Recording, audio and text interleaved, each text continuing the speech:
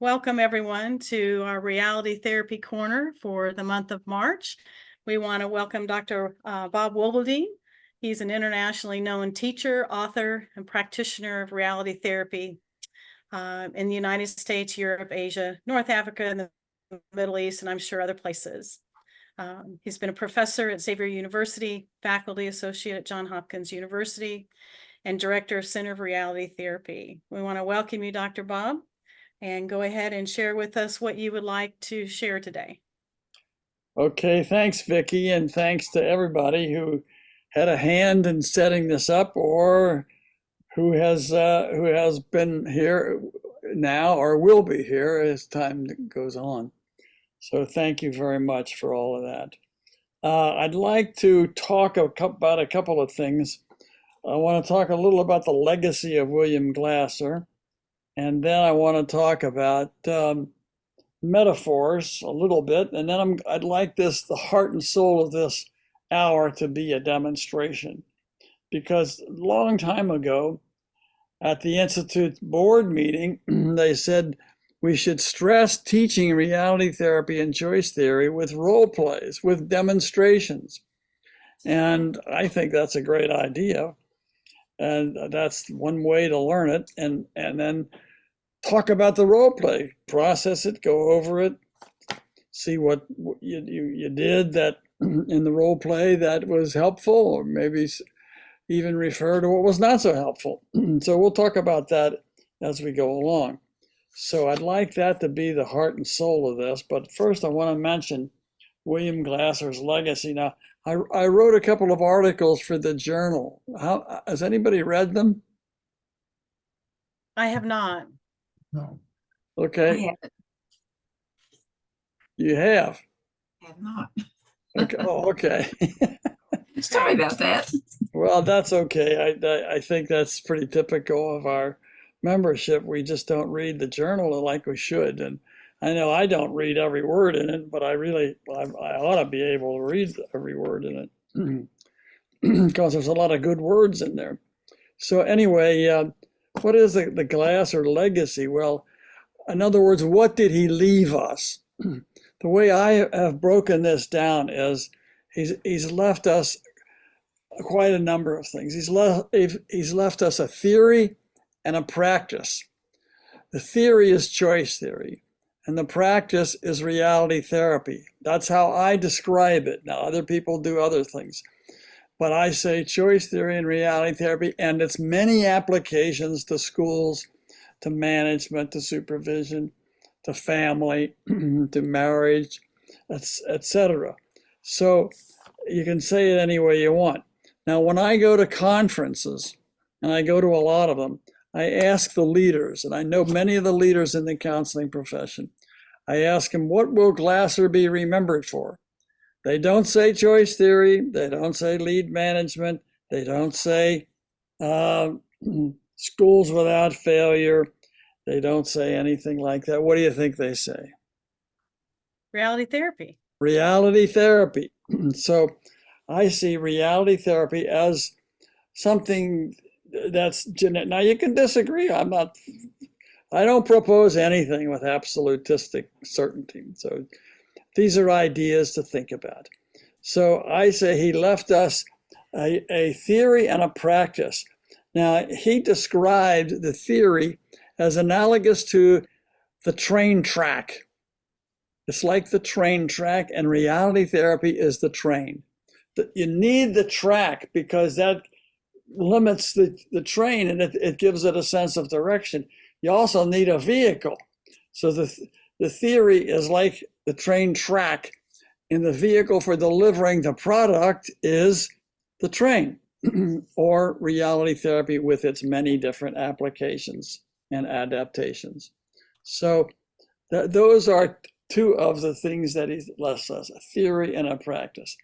The third thing I believe that he has left us is the organization. It was his organization. It originally was called the Institute for Reality Therapy. Then it was called the Institute for Control Theory, Reality Therapy, and Lead Management. A long name. And then it was called the Institute for I think, I don't know what all, but it came in finally. He used the title, the William Glasser Institute.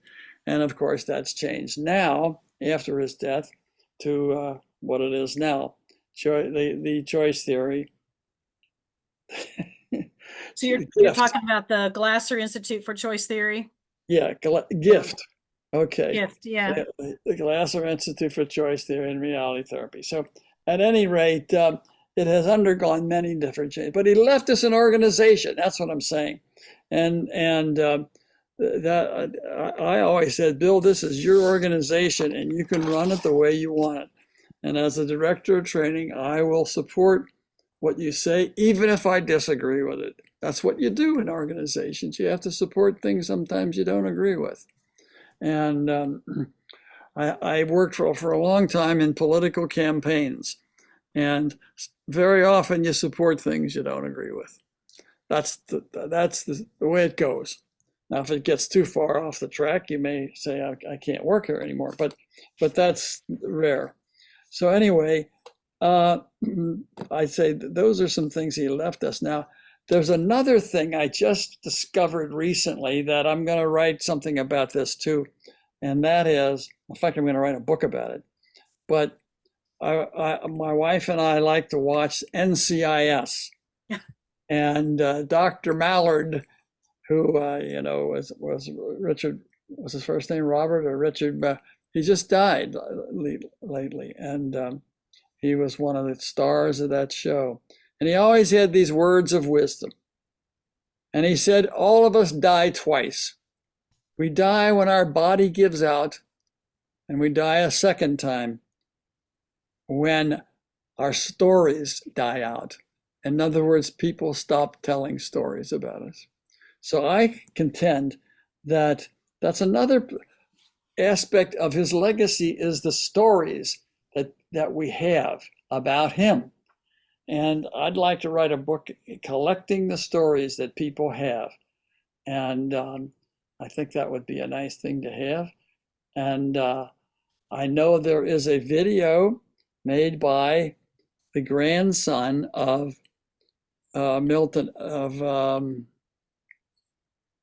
Erickson, and he has it's just made up of interviews of people who contacted Milton Erickson, and that's really a wonder. I have it. It cost $20. That's all it cost, and I should have got about 10 of them when I was out at a conference there, but I didn't. I just got one. But it's still available, and it's all interviews, naturally praising him and so on. But that's a real contribution to the legacy of the person. All right, we're going to do a role play in just a minute. I want to just describe, I'm going to use a metaphor, but the timing of it is got to be right. And I hope it is, and it usually is, but we'll see how it goes. But I first hit on this idea from watching Glasser. He was a master at metaphors. Many years ago, I attended a session. In fact, he recorded on black and white, reel-to-reel tape. Remember those? Anybody? Yeah. Some of you do, and Mhm. some of you don't.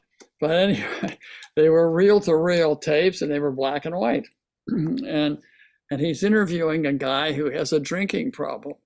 And the guy says, I always stop at the open door bar on the way home, and proceeds to get drunk there. So Glasser says, when it's his turn to talk, he says, first thing I want you to do is close the open door.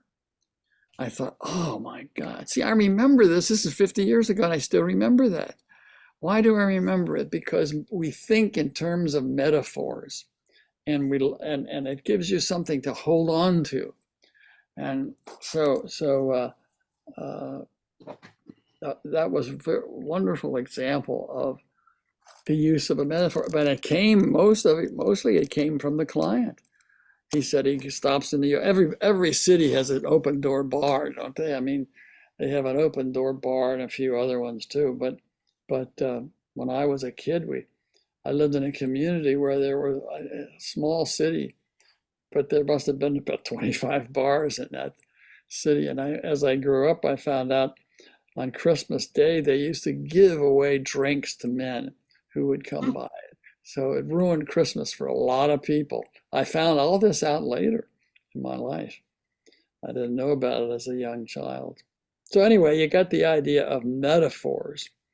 And all right, so having said that, I'd like somebody to be a client, and I will talk to you using reality therapy, and maybe there'll be a metaphor, maybe there won't be. I don't know. We don't know what's going to happen. There usually is, but I'd like to kind of force it if I can. I mean, sometimes in role plays, you have to just, force things because you're trying to teach something. So, do we have a volunteer? I don't see anybody raising their hand, but I'd like you to be tough. I'd like you to be difficult. Well, I'm still Challenge. eating, so I don't think I could be that. You're still eating? Yeah. Okay. What is that, chicken? So, are you wanting any particular plot that Well, the person is coming to you about? I don't want you to be somebody in transition or, that trans. I don't want to get involved in that. So, but maybe somebody that's been arrested, or somebody that's got a drug problem, or somebody else thinks they got a drug problem, like the cops. Do you want this person to be a little resistive? Yeah. Kate Okay. or Mona? Mona will do it? Sure. Okay. Okay, Mona, you're going to be the alcoholic, huh? Or a drug abuser, and make it up, and I'll make things up too. So whoever Okay. makes it up first, we say it's true. Okay, go for it. You may deny it, that's okay, but however you want to do this, because people with substance abuse issues, you can't say problems anymore. You have to say issues. The language has changed for writing proposals for professional organizations. You don't say an alcoholic, you say a person with alcohol problems or something like that. It's all spelled out. You have to say it right, or it'll throw out your proposal. I don't know what the old timers in AA think about that, but I think they have a phrase for that, which I will not repeat. But Well, anyway. One of the things that talks behind that is you wouldn't say a person who has cancer is a cancerous. You say a person who has cancer. Yeah. And so therefore, a person who has alcohol problems, or a person who has a developmental disability, or whatever. It makes sense when you put it to a common disease. Yeah. Person who has they're trying to take the stigma out of it. That's the take real the labeling out. Yeah. the stigma. And some people say they don't want to take the stigma out of it. You should have a stigma. Well, I'm not going to argue that point. I think it's kind of it's a point that's important if you want to make a presentation at a conference. Okay, so Mona, do you want to make up a name? Yeah, it'll be Carol. Carol. All right, Carol. So, and let's say Carol is sent. You don't want to be here. Okay. Okay. And you had a brush with the police. And do you want to be married or single or what? Now married. Married, and your husband's want to be he or she? He. You want to be a he? Okay. Carol? Your name is Yeah. Carol? And you're Uh-huh.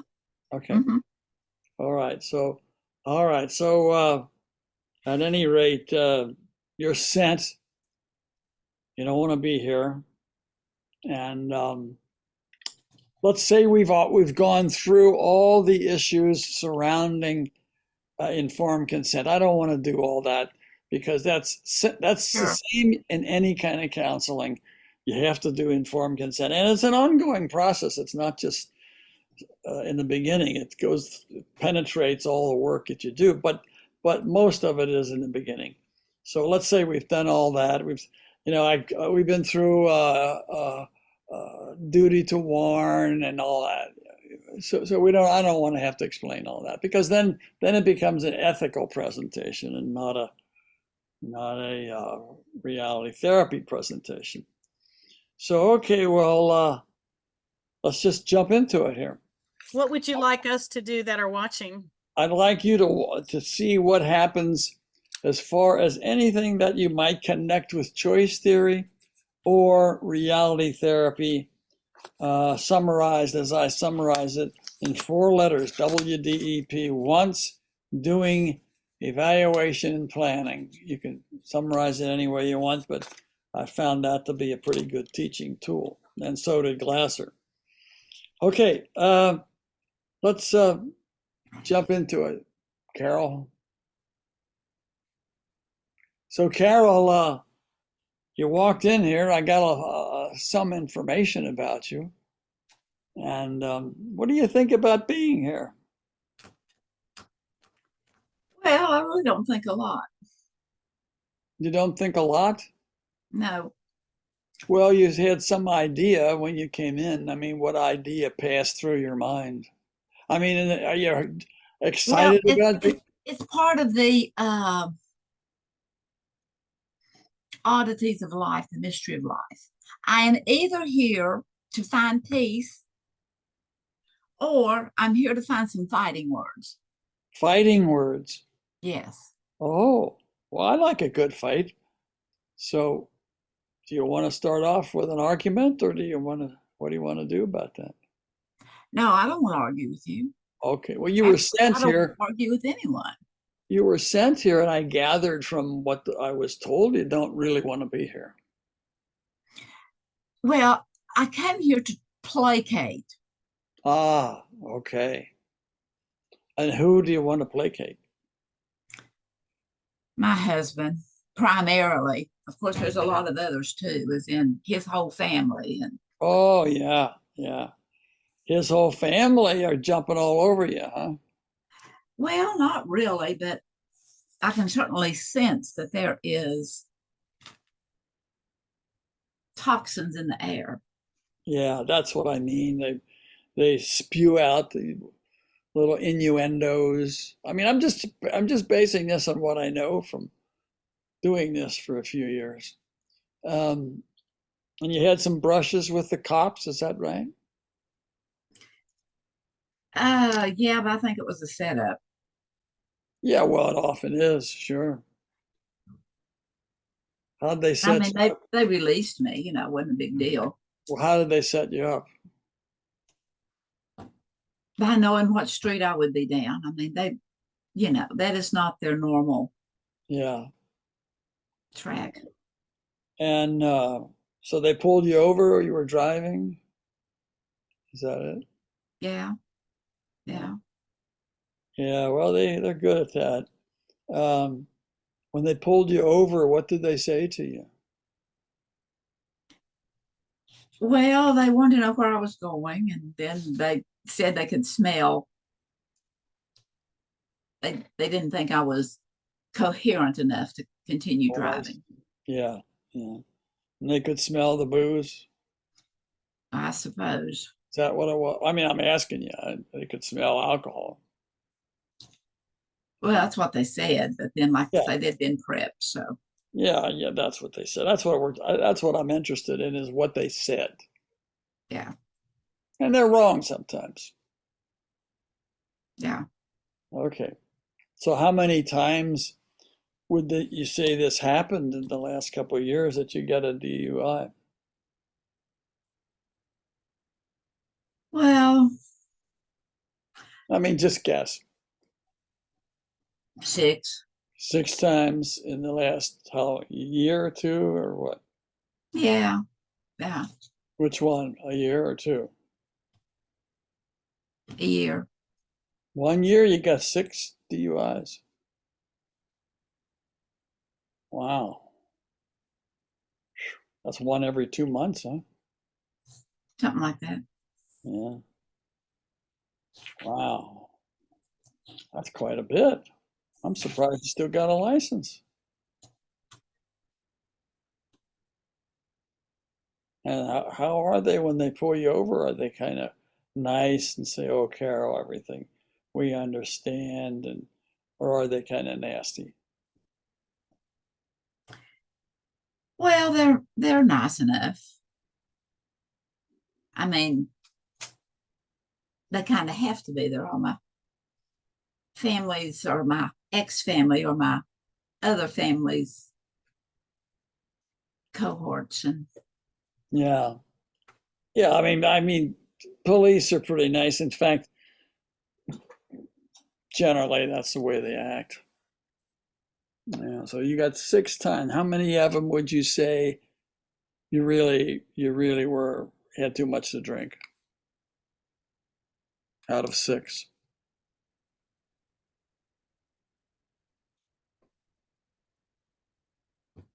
I don't know. I mean, I don't drink a lot. Oh, no, I understand that, but they I thought you can get drank. out and walk a straight line. Yeah, they thought you drank too much. Right. And so would you own up and say they were right, or do you say they were wrong most of the time? Well, I remember that time that here's the highway going this way and the one going, going north and going south. And I needed to go south. I was coming out of a bar. Okay. But anyway, I was in my car and I didn't want to go north and go up and go about 5 more miles to turn around to come south to go home.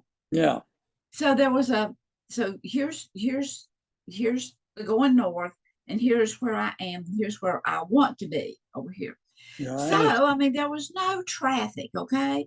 And there was a little crossover here because there was a street that could come Sure. all the way across. So I came out of the lot and I mean you would have thought, You went the wrong way, huh? well, just barely. And Yeah, there was no one there. But here, I get over there and then I'm going south so I can go home. And boy, here come 3 or 4 lights. I mean, three loud or lights. And four, it's three or big, four big, big. lights, 3 or 4 lights followed you. Yeah, yeah. Well, they didn't follow me. I stopped immediately. Yeah, yeah. Well, they sure had your number, didn't they? Well, they did. And I think I know who gave it to them. Yeah. Well, I mean, there at that time they had your number. Yeah, yeah, yeah, Yeah, yeah. It's a good thing there was no traffic, huh? yeah, yeah. Do you think you were lucky or not? Well, I asked them if I could make my pleas before a judge. And they gave me that privilege of, talking with him. And, And what did the judge say? well, the judge admitted that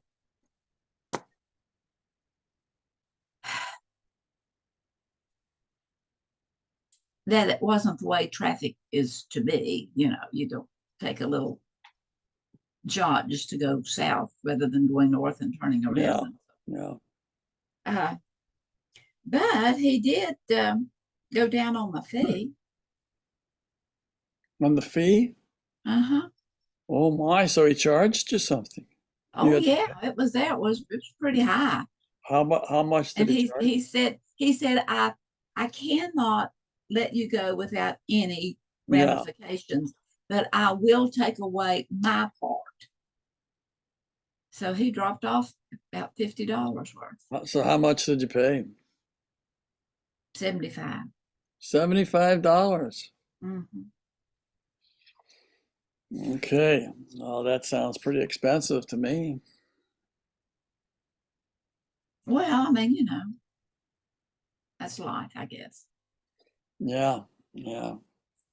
So, now so the police, they have your number and they pull you over 6 times in a year. You know how many times I've been pulled over for drinking?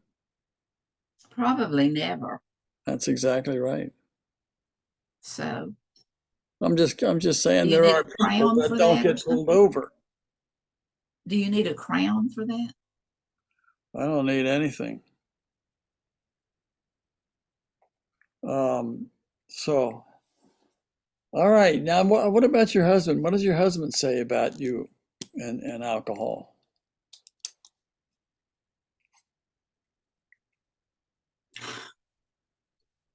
I mean, does he think you drink too much? Or does he say it's okay?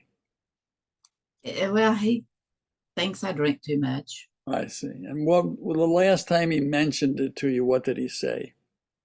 Well, that's why I'm here today. Yeah. What did he say when he asked you to come? He said he had heard about that Bob Bolding and that he could understand people more than some. And I thought, well, wonderful. I need to bring you with me so you can understand him. Yeah. Yeah. So, yeah, and then he heard about, but what did he say? I mean, he said you better get there or else. I mean, was he nice about it, or did he ever yell at you? Oh, I mean, wait a minute. We get irritated with each other on times, but we're neither one abusive to each other. Yeah, yeah, yeah. And So, he has he is ever said, he thinks he is always so right. say that again, please? He always thinks he is so right about everything. Yeah, yeah, And so if I can placate him, yeah. then it'll be a little bit more. Have you ever tried placating before? Yeah, and no, it didn't work. I was just going to ask you, how'd that work out for you? No, it didn't work. It didn't work. Placating doesn't work. Yeah, yeah, yeah. So, but you figured you might as well try it again. Well, sure. Sure. I mean, Eventually, maybe it'll work. exactly, What'll exactly. happen if it works? What'll happen if it works? Well, I won't be fussed at if it works. Yeah. And he might go with me sometime. Well, he Yeah. has gone with me before, but he's just definitely counting every ounce I might be have in my glass. Really? Yeah, I mean, we go places So together. he, do you He's think, so self-righteous. I'm just wondering, Carol, does he think this is a serious problem? Yeah, he does. He does. Yeah. And how does he let you know that?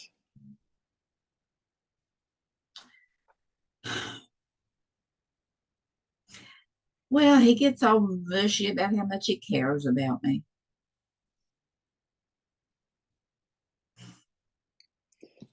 Does he ever threaten you with divorce? No, no, he's a pretty good guy Because in the long run. sometimes husbands do that, and wives do it even more than husbands. I don't know. I'm just guessing. Yeah. So, how about kids? Do they ever say anything? Do you have children? Yeah. Do they ever say anything to you? Yeah. They let me know what they're studying at school or something and how alcohol dulls your brain and all this kind of stuff. Oh, yeah, they study all that. And probably they know more about what happens than any of us. Yeah. And I don't want my kids drinking. I don't, at least not until they're old enough to know Say better. that again? You I what? said I don't want my kids, drugging or drinking That's what I thought you said. until they're old enough to do it Mm. responsibly. Yeah, well, we'll come back to that, okay? But I want to ask you this question, and this is really a very important question. Do you ever get the idea? Does the thought ever just kind of pass through your mind that this is not the way life is supposed to be? That things are not going well? Does that ever occur to you? Yeah, actually it does. Yeah, I thought it might. So I think you came to the right place, because what we do here after we talk about what's going on in your life, which we did for about 15 or 20 minutes, we try to help people make some better choices if they believe their choices are not helping. And you said something about what you did not help.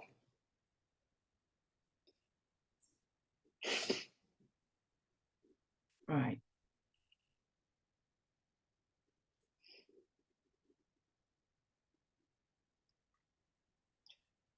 Is there anything else that you've been doing, say, lately, that you feel is not working for you, is not helping you?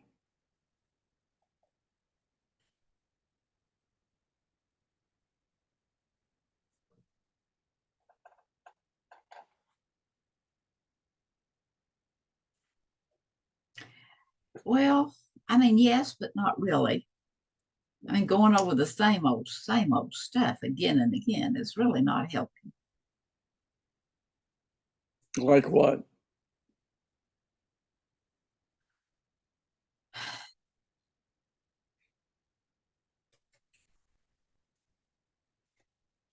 Like knowing that so many people that I care about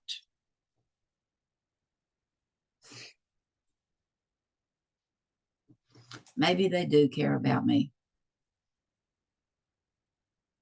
And But maybe you're they are tired of being, hearing what they have to say. Would that be accurate or not? yeah. Yeah. Or the looks on their faces, their body language more than Yeah. How would you describe that? as though I'm toxic, Mm. tiptoe around rather than What would you say, they approve or they disapprove? majorly disapprove. Major disapprovements. Yeah. I thought you might say that. Can I give you an observation or an opinion? Is that okay? Sure. Tell me, when you look into this little thing, what do you see in there? What is that? I'm sorry, I can't see it. Oh, Hold it up a little. oh, there. Okay. Okay. What do I see in there? Yeah, what is Looks that? like salt. Like what? Looks like salt. Well, it's kind of dark for salt. It's a Sand? little sand. Or how about dirt? Oh, okay. Dirt. Something like that. I mean, sand. You just lay dirt on your desk. Well, it's in a little jug. But you know what? Can I be real blunt with you? Sure. You seem like you can take it. That's why I ask you that. Yeah. In my view, which is only one person, if you continue down the pathway you're on, that's where you're going to end up. What? In that bottle? Well, if they cremate you, that's where you'll be, but you're going to end up 6 foot under dirt. Because what's happening to you is you're on a one-way road.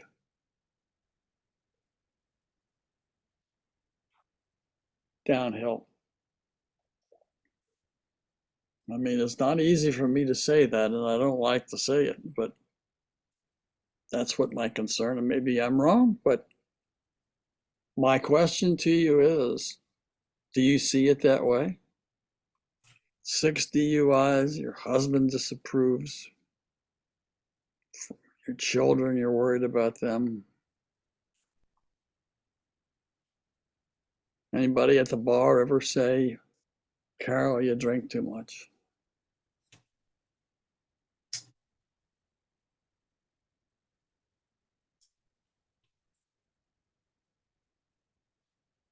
Can you look me in the eye and answer that? Yeah, they say it. They say it. Yeah. I mean, maybe just 1 or 2 people once in a while. And they're experts. Well, So my they're question, usually drunk too, but anyway. yeah, I understand that. I understand that. But my question to you And is, more righteous than I am, so hey. I'm sorry, I said they're usually drunk too, and certainly more righteous. So more righteous. Yeah. Nothing worse than a righteous drunk. I've met a touche, few. touche, touche. Yeah, yeah. So you're on that road. Do you agree with that? You're on a road to, Well, I don't want to agree with it, but no, you're I know. probably right. Pardon me? You're probably right. Yeah. Now, So what's the next step? pardon me? What's next? Well, my question is, do you want to stay on that road or do you want to get on a different road?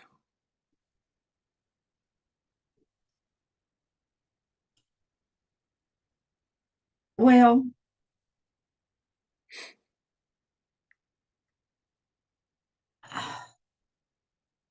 I guess in your analogies, it would be getting on a different road. Yeah. Yeah. See, and I think this is good you came here today because the way I see it, you're standing at a fork in the road and you have a choice to go down the road you're on or to go down a different road. Well, The road you're on, we talked about where that leads. That What's leads that- to the grave.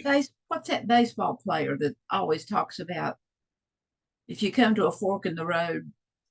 Yogi Take- Berra. He said, if you Yeah, come to a Yogi, fork in good the old road, Yogi. take it. Yeah, he says if you come to a fork in the road, take it. Yeah. But do you know what he really meant by that? It wasn't just to be funny. Maybe you know, I don't. I do. So let me educate you. He meant when you come to this fork in the road that go here or go there, you can go either direction because it will bring you around to my house. Well, that's a new explanation. It's in his book, whether you turn right or whether you turn right. His book is entitled, I didn't say that. Oh, I know one time he said, I didn't really say everything I said. That's right. Yeah. Yeah. Yeah. Do you But ever anyway, you're saying, read that book, The Wit and Wisdom of Yogi Berra? yes. It's yes, a good book. Very it good is book. good. Yeah. Yeah. Playing the outfield, and he says it gets late awful early out here. Yeah. Yeah. So you're trying to say, take the fork in the road. I'm saying get off the road you're on and get on a different road if you want to do that. But if you want to stay on that road that leads to an early grave, that's up to you. But I hope and pray that you will choose the other road. This road Well, leads I downhill. really would like to see some grandchildren somewhere down the road. So, Oh, yeah. Ah, maybe we could work on something. yeah, yeah. But I don't want to go to a rehab place. You don't. No.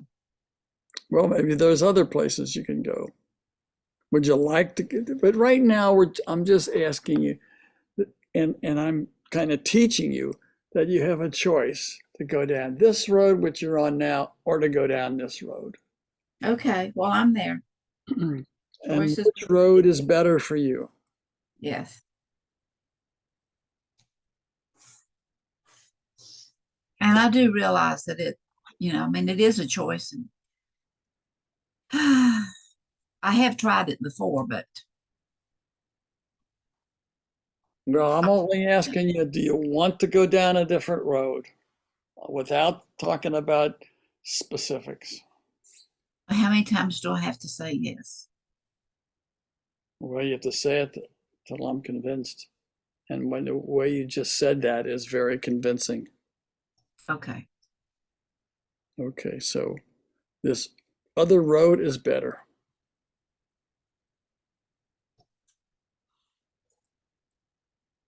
Now, I can help you if you're willing to go down that road. I can help you find some people who in turn have been through what you've been through, and they can go down that road with you. Okay. Would you be interested in that? Sure. Okay. And I will give you a few names and phone numbers, and what I would like to do is have one of them call you. Would that be okay? Sure. Tell me their name or their phone number so I'll Yeah. Well, know it. I don't pick up if I don't know who's calling me. yeah, I'll give you that information. Okay. Yeah. But I'm asking you, are you really committed to this, or are you just talking?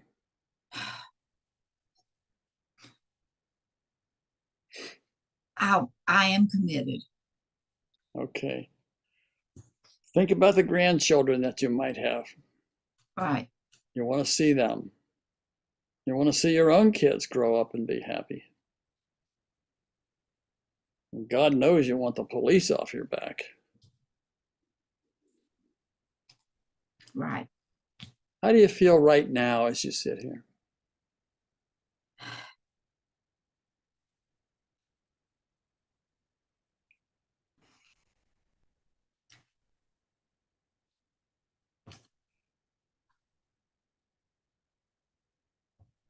I've realized that I have made a commitment and that I am the type of person that is true to my word. Okay, so that's what the thought that goes through your head, but what is the gut feeling? Hope, despair, fear, angry at me, angry at something or other. A little bit of all the above. All of the above. Woo. So it's a cauldron of emotion that's going through you. Yeah, but you are laying it on the line. Yeah. That cauldron of emotion is a big step forward. When you walked in here and said, I'm going to placate. That's all I want to do is placate. Now you're saying, I'm feeling insecure, maybe. I don't want to put words in your mouth, but I'm just guessing. Thank you. You're perhaps fearful. What's down that road? What's it like? And I say, let's just hold off on that.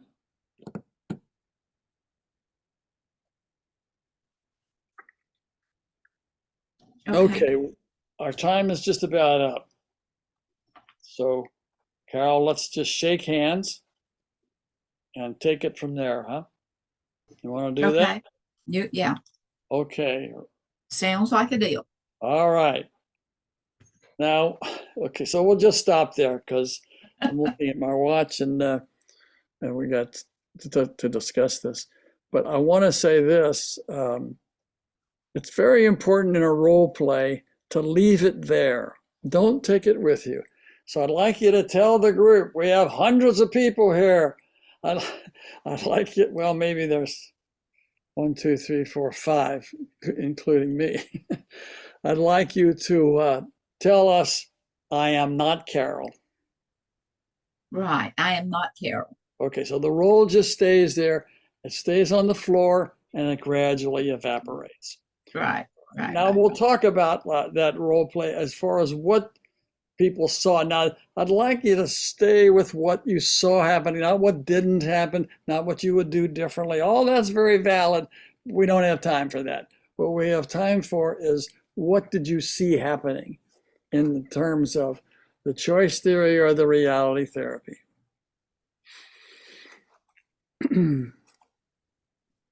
Started out with a lot of evaluation questions, trying to get her to build a relationship.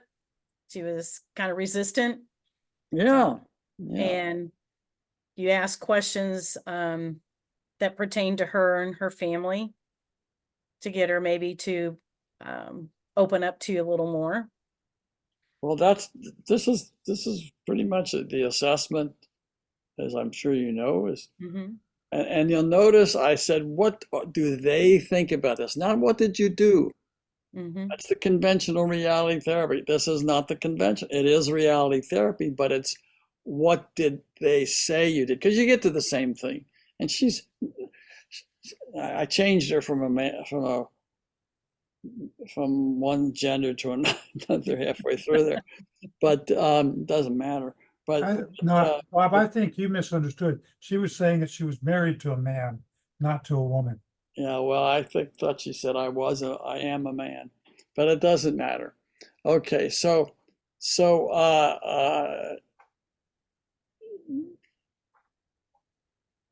I tried to help her describe what she does in a safe manner without using the conventional wisdom of tell me all your sins and how you screwed up your life. No, what did they say you did?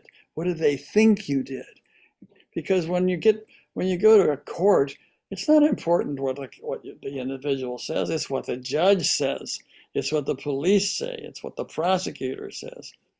And so we've seen that a lot if you watch any television lately. And it's a good way to help her. And she may say, well, I didn't really do that. I say, yeah, I understand. But what did they think you did? So that's the whole, I mean, we went on and on and on, belabored that perhaps to forever, it seemed like. But that's one way to do it. And then finally okay, go ahead. Anybody else have any observations? I was just going to say, I liked it when you said, how does he let you know? She really had to stop and think about how does her husband let her know? And then you went to the children. Do they say anything? You asked her then, what was life supposed to be for her? Yeah, that's a really good It was great. Yeah. question. That's the first question to ask a person pre-treatment in alcoholism or substance abuse or well, maybe anything. Do you ever get the idea that life is not going the way it's going? Not do you think that you drink too much or this and that? That's down the road. And first of all, do you ever, maybe just the thought passes through your mind that life is not supposed to be this way? And they'll say yes. And then that's when you really got them hooked. And then that's opening the door. And they did it. You just asked the question, and they opened the door. I like when you gave pauses when you asked her a question and then you paused. You didn't rush to get an answer because she was thinking. I found that interesting. Several times you did that. If she's an introvert thinker, I can see the pauses, or if she's really trying to think about how to answer the question, you being able to just wait on her answer. I like that. Yeah, and I'd say, and then sometimes they say I don't know, and I say, well, just guess. Mm-hmm.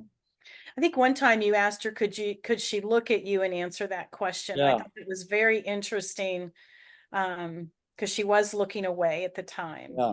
I don't know if you remember that moment when he asked you if you would look at him, what that felt like for you.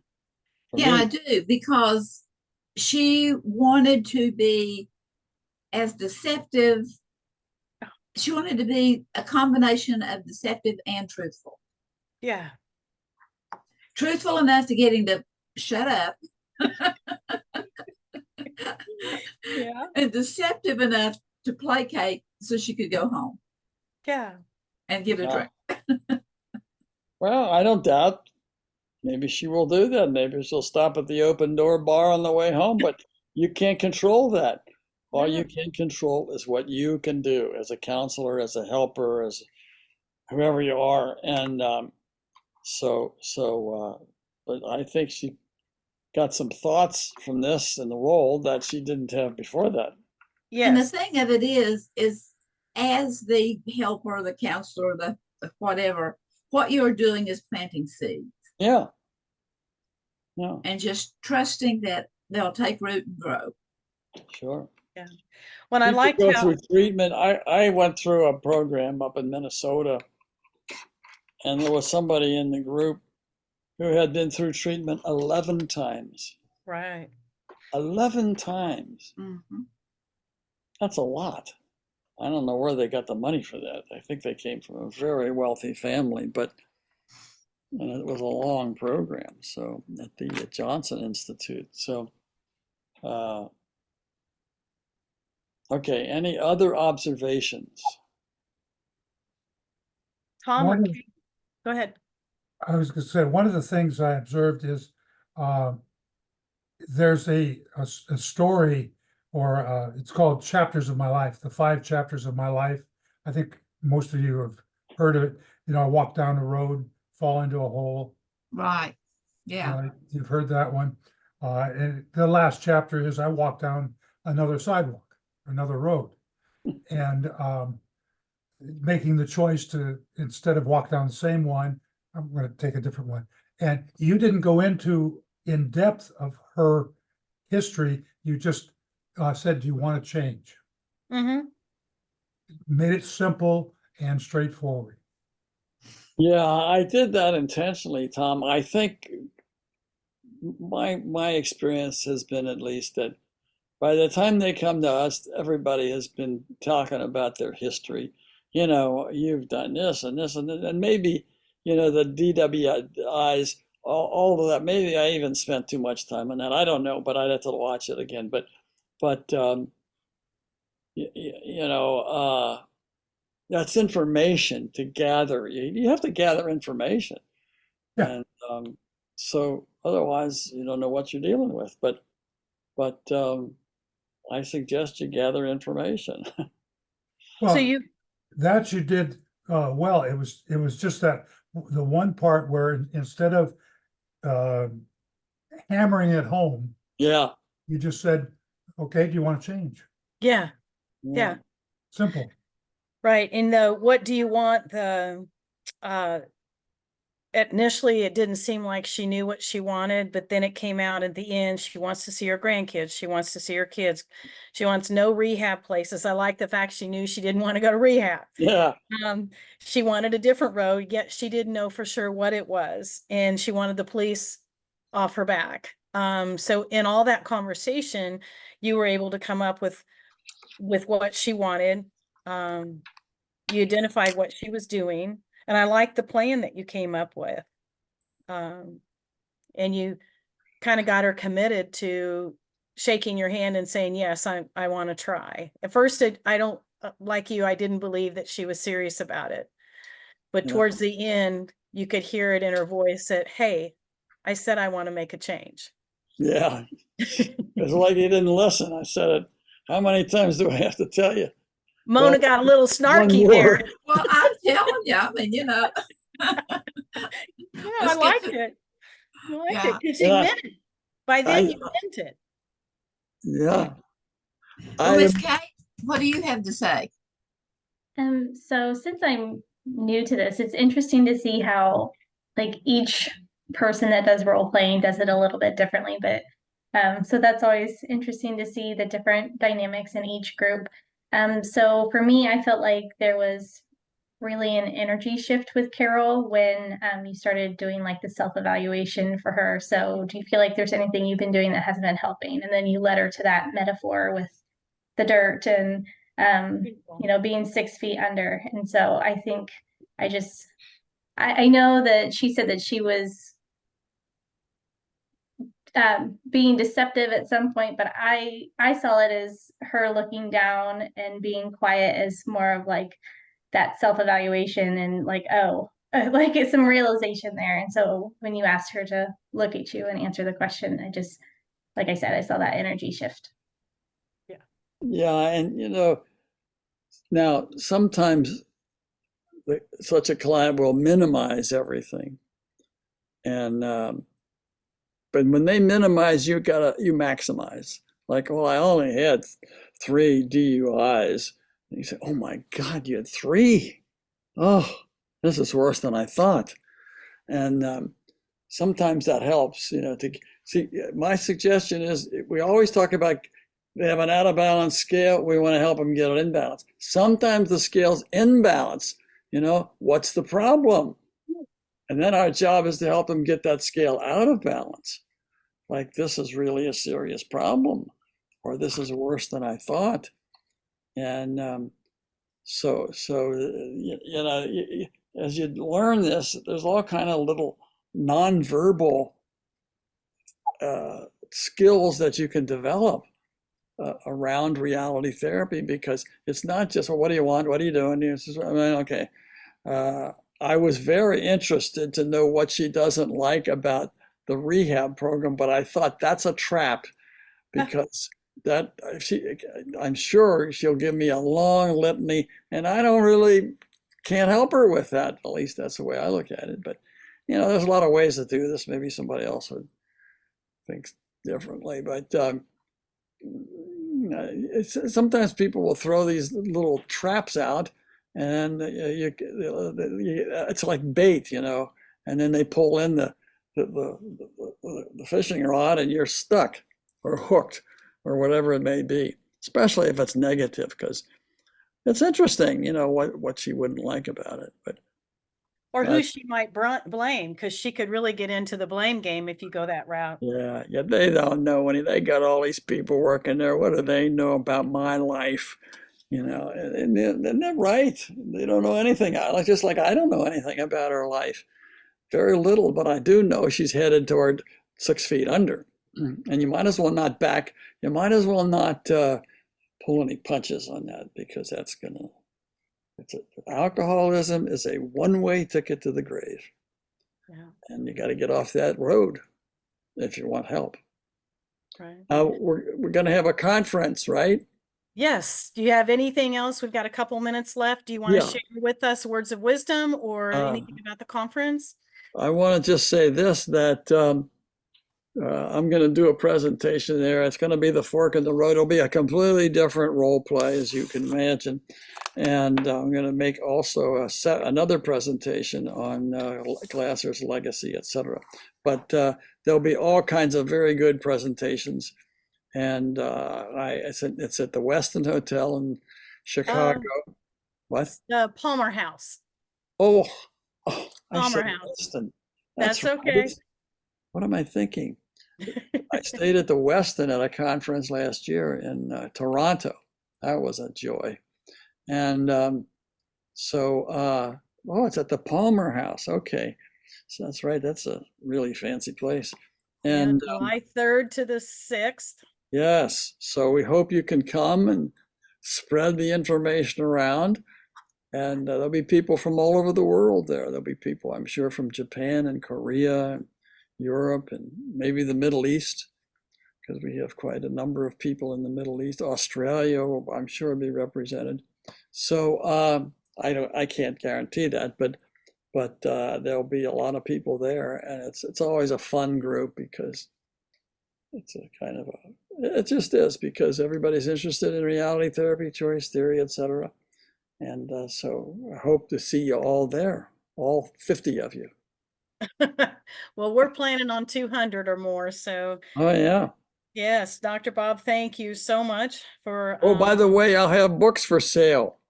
Okay, please bring them. I forgot that. Yeah. Tom, you going to have any books there?